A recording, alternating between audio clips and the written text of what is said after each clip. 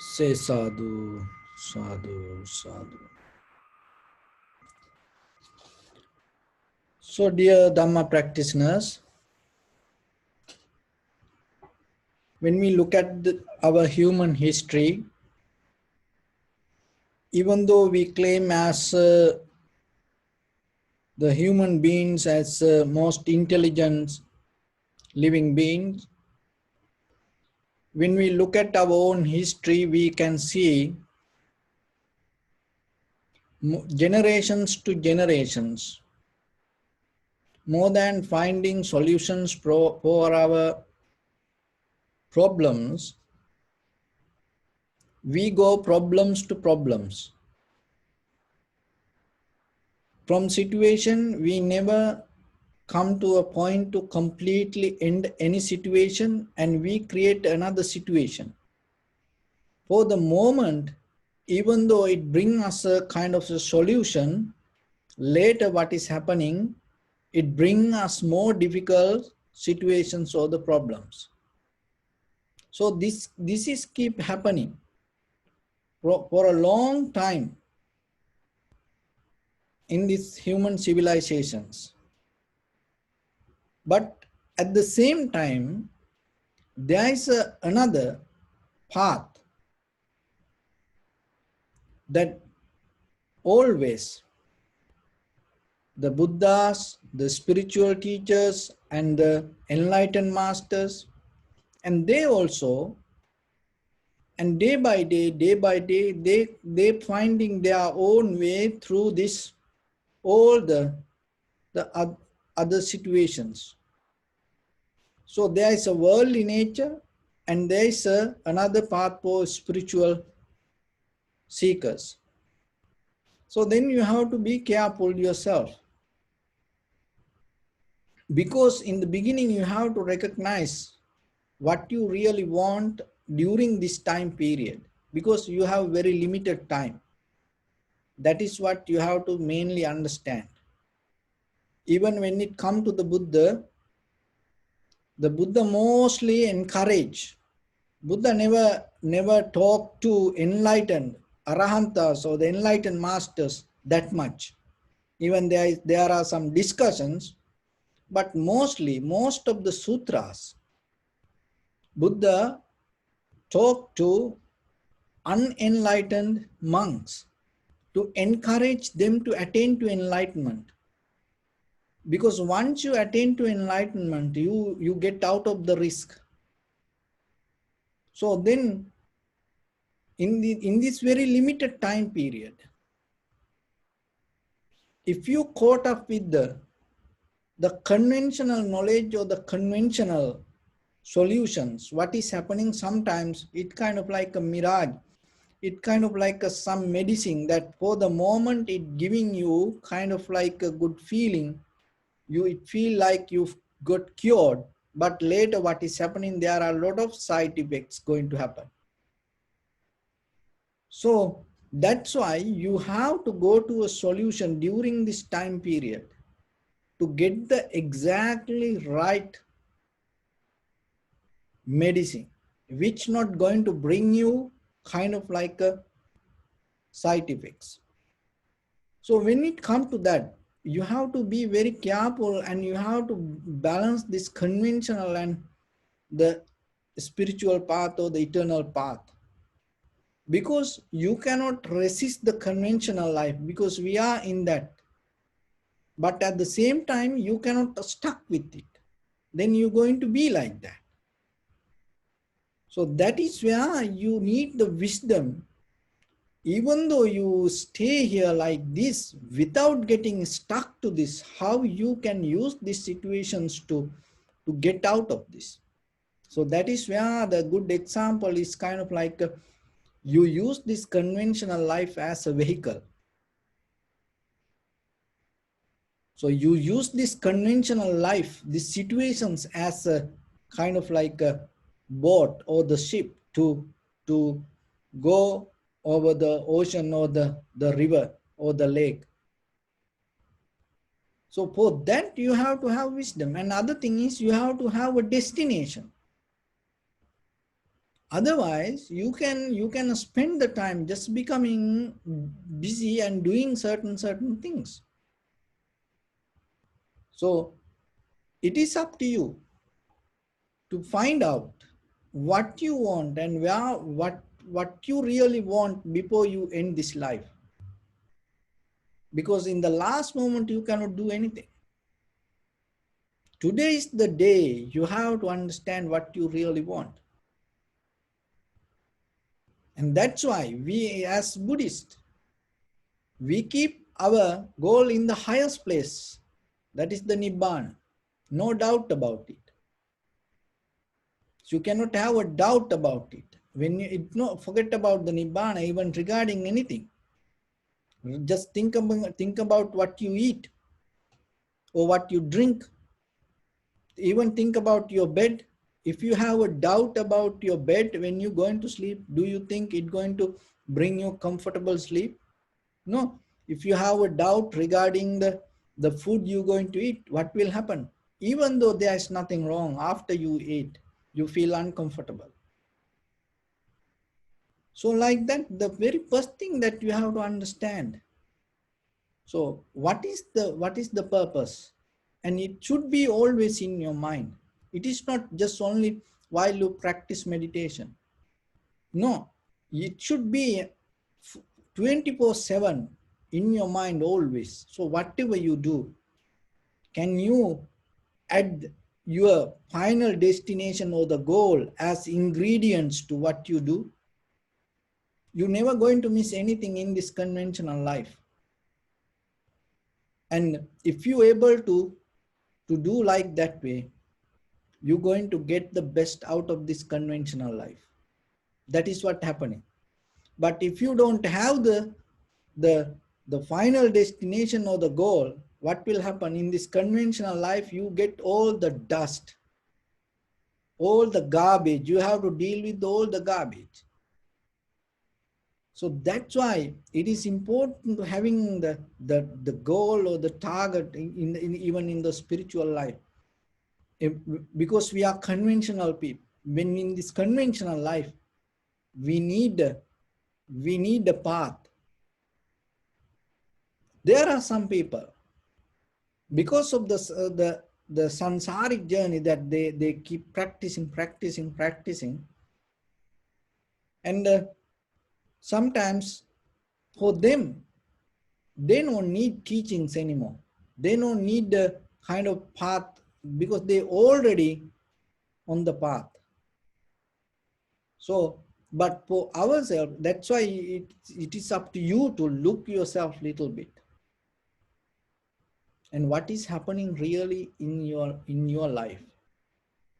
Because if you are in pain, unsatisfaction, uncertainty, and the fear, and regarding this anything and not knowing this, govern the unknown, this everything is the kind of like the nature of the sansara. So if you are related to that things, the very best thing that you can do to yourself, get out of that. That is the best gift that you can gain to you. It's nothing to do with anything. It's nothing to do with the Buddha or the Buddhism or the any other religion. No. If you are in pain, if you are in fear, if you are in unsatisfaction, if you are in failure, get out of it. Because that is what suffering. So it is your responsibility to rescue you from that suffering. You can name it as the Buddha's teaching, but all the Buddhas, it is not one time.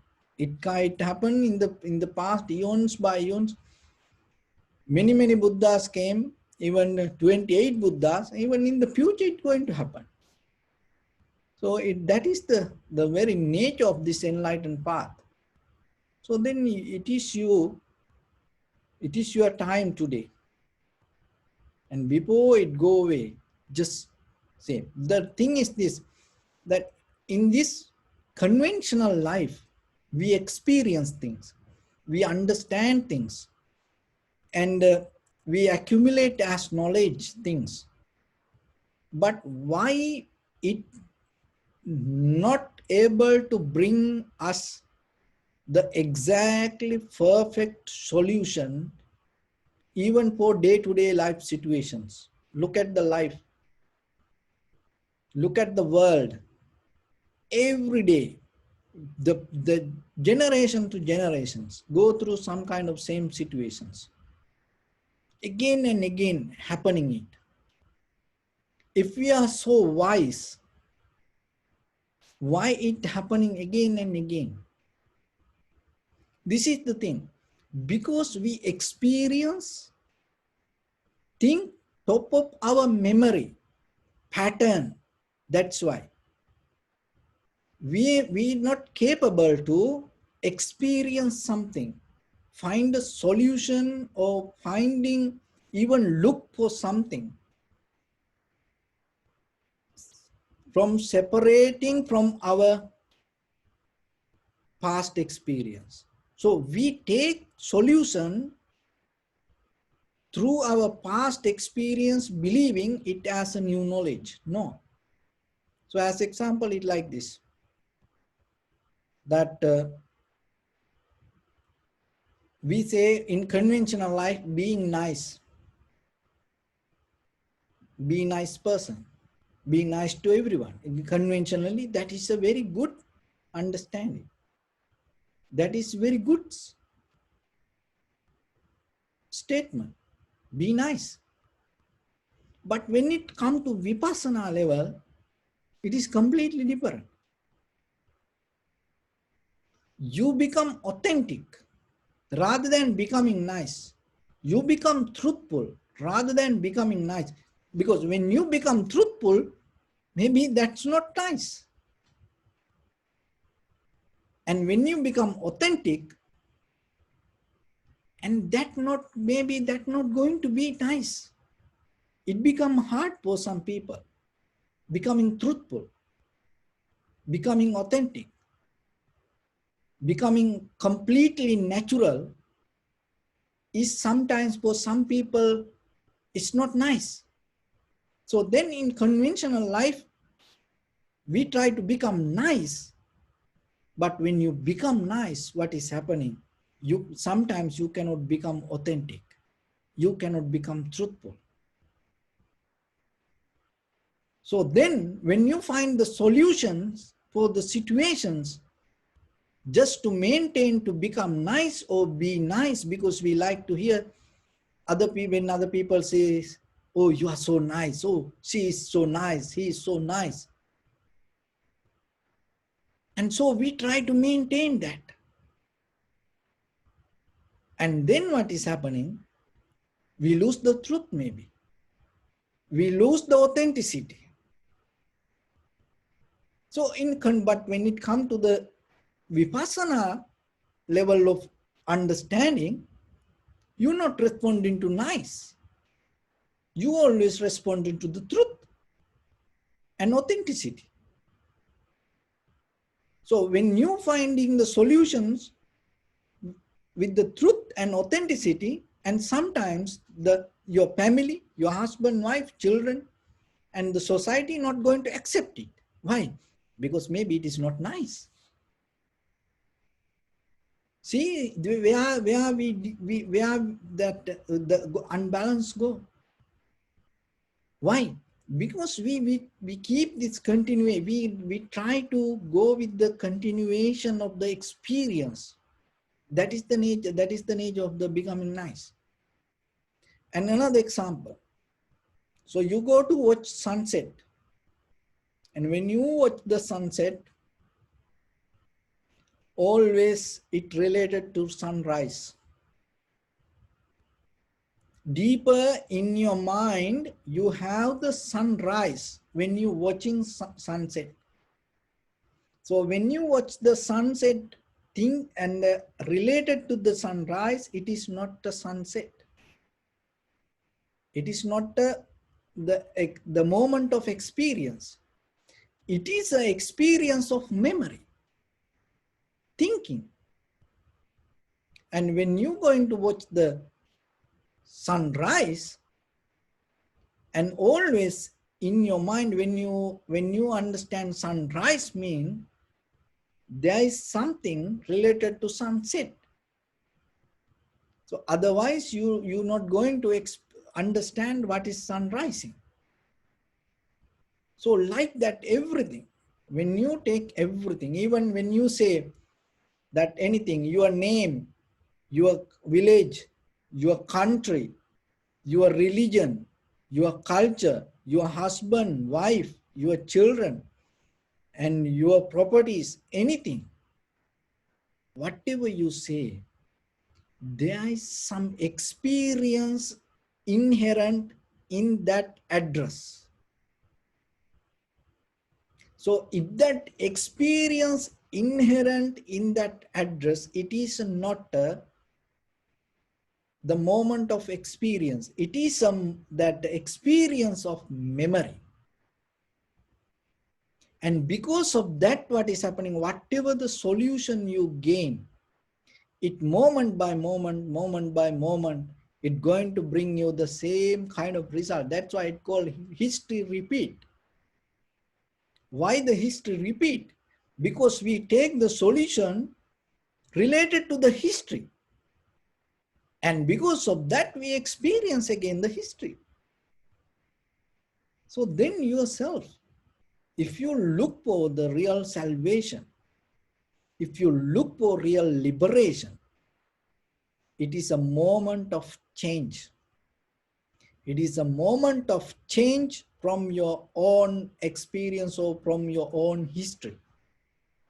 If for any situation, if you able to see it and understand it without the continuation of that action, or without the continuation of experience, that going to become completely brand new, authentic experience related to only that moment. That is the power of vipassana.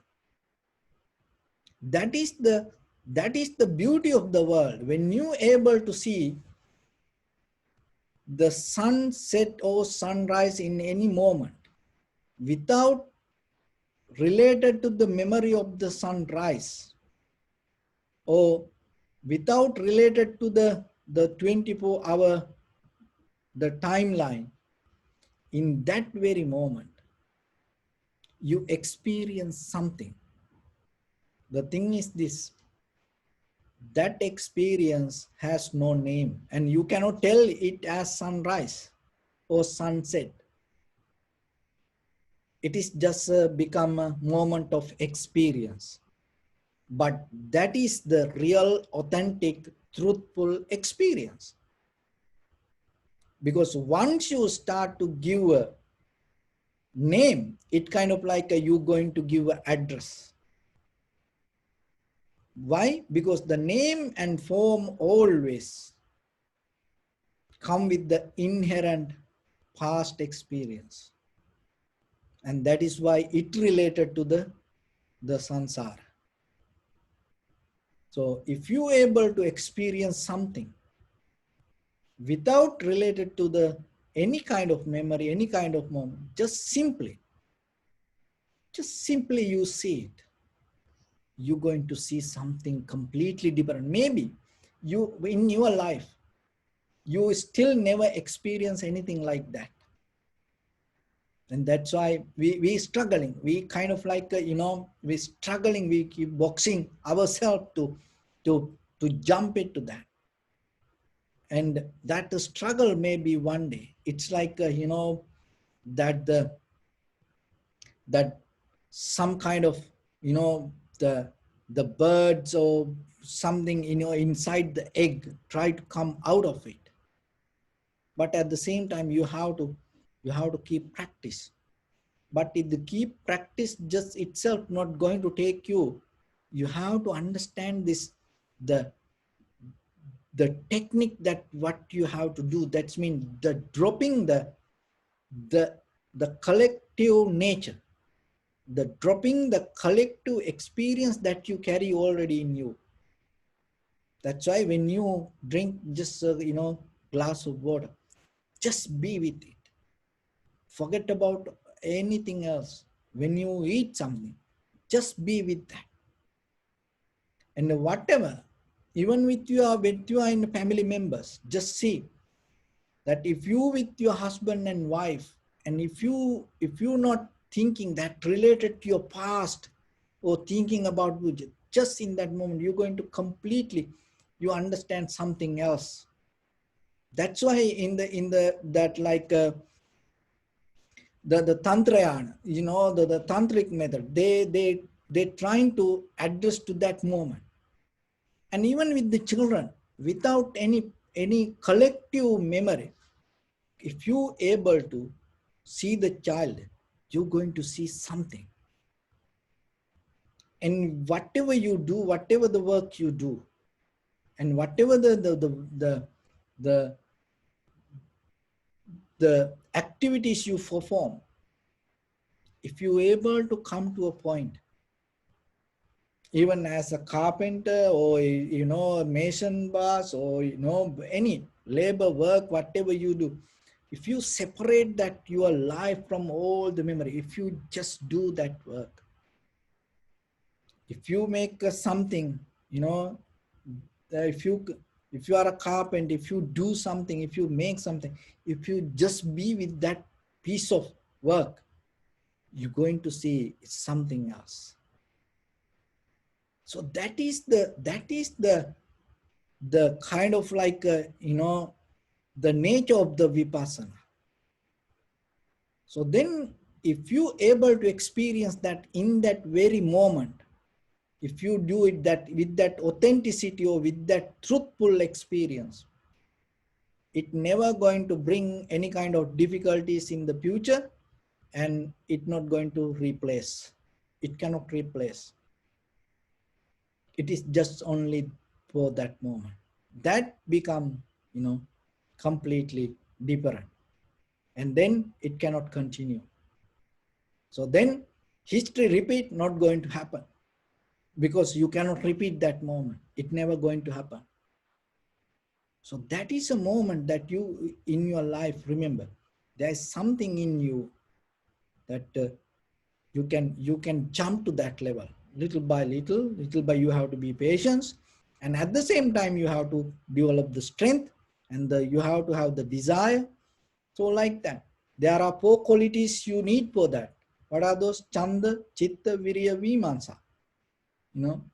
So for foundations for this spiritual practice, Chanda means the desire. You have to have, as I mentioned, what you want out of this. You have to be very clear with that. And Chitta, and you have to put your mind on to that. You have to use your thoughts, invest your thoughts for that. Look in day-to-day life, the whatever that our thoughts, whatever we invest for the in day-to-day life thinking, it is kind of like you investing your life, then you get it. So same like, once you find your goal, and you have to think about it, invest your thought on it, and that is where you're going to gain the profit out of it. So virya and the effort, it is just not by sitting and waiting. It go no, you have to practice it. There are many other things, activities. You have to add little by vimansa, and you have to look how this other enlightened masters, the Buddha what talk about this, how other monks, enlightened masters use this path. And you have to understand. So this all will help you to reach to that level. So once you able to get that, remember, before you die, and you have to get that. Otherwise, we don't know where we go. We don't know what will happen to us. And we don't know when we're going to hear this again anymore. So that's why we have to understand we are in a risk. And at the same time, we are in a very good, fortunate moment. Why? Because we have that our life, we have this Dharma available for us. Then give a little priority for that. And then use it. Be very clear with that. And then again and again try to practice yourself. So there was during Buddha's time, there was a monk called Kondanya. That monk is not related to that five ascetics, because in that five ascetics there are another monk called Anya Kondanya. But this monk is a different monk, and that his name also called Kondanya. So he became a monk, and then he went to practice meditation and he attained to the enlightenment. So one day he thought to go to the forest and practice meditation, and he went to the forest and he saw little mountain, and he climbed to the top of the mountain, and he was practicing meditation. He attained to the tranquility state, and the first absorption, second absorption, third absorption, so like that he attained to the dhyana. And by the time it was a dark night, by the time what happened, there was a group of thieves, and he robbed a village, and then after that they also entered to this jungle, and they also climbed to this mountain because it is a more safe place for them. Because of the darkness, they didn't recognize this monk, and he was sitting and practicing meditation in his samadhi, tranquility state, and he don't know, and they didn't recognize. So what they did, they just dropped their all the goods, that whatever they had, valuable things they stolen from the village. And there are some thieves thought this is a kind of like a piece of wood, this monk, and they didn't recognize this is a monk in the middle of the jungle in this night. And what they did, even they put the bags on the top of the head of this monk, and then they put some valuable items, bags around this monk, and they also went to sleep. So what happened by the morning, when the sunrise, little light came, and then they wake up and they saw this monk and practicing meditation, and then they got afraid and they all start to run away. And then the monk called and told, don't afraid, I am a monk, I just came here to practice meditation. So then all the thieves came around the monk and asked, what a beautiful practice this, how you can do this, can you teach us? And then all the thieves and learn to practice meditation and attain to enlightenment. So this story tells, and sometimes in life, we try to give advice, we try to give solutions to others, and we try to, help for others, telling good things. And we do it really with the, good heart. But sometimes you see, it's not going to happen that way. Even you try to help them, they cannot get it. In conventional life, helping it is a limit, it is very limited. As parents, as husband, wife, as children, you cannot do that. Conventionally, we say we can help others, but personally, you know yourself. If you look deeply to your very, very personal life, you cannot help others. Even sometimes we understand ourselves, we are helpless. Why? Because that is the very nature of this conventional life. That's why impermanent, unsatisfactory nature. This unsatisfactory nature play a big role in life. But we don't want to see it. The very nature of the conventional life, whatever impermanent, we take it as permanent. Whatever unsatisfaction and all emotions end with pain, no, we don't think like that way. We think,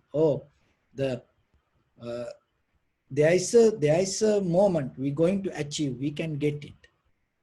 There is a satisfaction. And selflessness, we take it as no, this is self, this is me. So like that, we take it's kind of like a flipping. We take it in an opposite way. That is the nature of the samsara. But look, this monk, this Venerable Kondanya, without preaching anything, without giving this kind of, Dhamma talk, or without having any Zoom meeting, without, any writing any books, how this, in the middle of the jungle and the group of thieves, it is very dangerous. They are kind of like animals. But in the middle of the jungle, how he transformed these people's mind like this way just by seeing him. Because that is the power of authenticity. Remember, when you become truthful and when you become authentic, in this entire universe, it doesn't matter whatever the, the demons or the satans or the whatever exists. When you become truthful and when you become authentic, there is no any dark matters can challenge for that.